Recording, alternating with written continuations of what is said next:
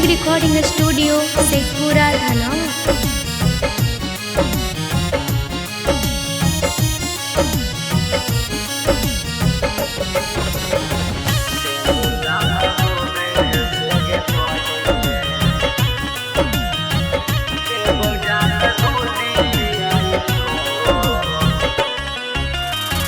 पानिया भरई तोगे कुइया जानू तोरा होतौ माटको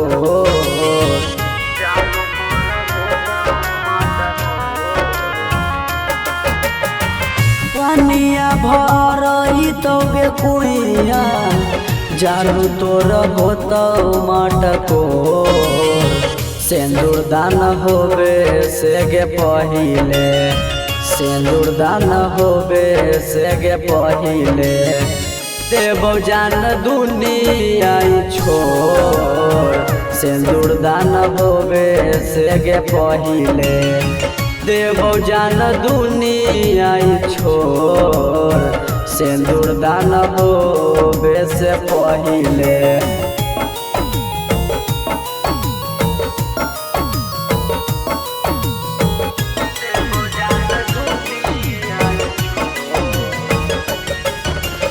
म्यूजिक बाय विकास राज सीतामढ़ी।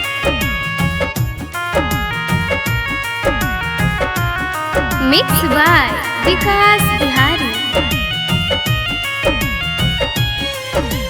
जो खुश रही है सैया घरे मिलबौ अगला जन्म में गे मिलबौ अगला जन्म में तोर हनी गे लाल चुनरिया हमला पटैबौ कफन में गे हमला पटैबौ कफन में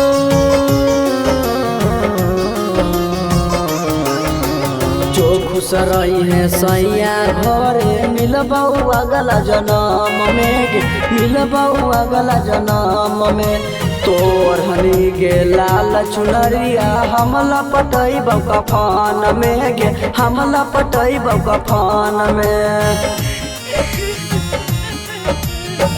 चढ़ के बर जावा करे जावा हमारा से लेने मुँह मोर चढ़ के बरे जावा करे जावा हमारा से लेना मुँह मोर सिंदूर दान होवे से गे पहिले देवो जान दुनिया छोड़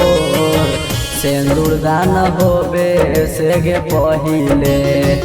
देवो जान दुनिया छोड़ सिंदूर दान होवे से गे पहिले।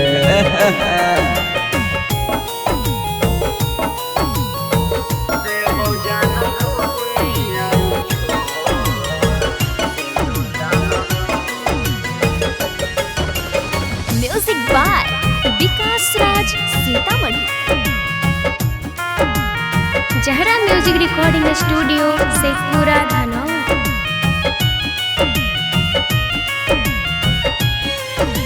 जन्म जन्म के वादा कैने हर पल में छोड़ देने साथ गे पल में छोड़ देने साथ गे सौरभ के तू लाश पर चढ़ के चंदन के धैने हाथ गे चंदन के धैने हाथ गे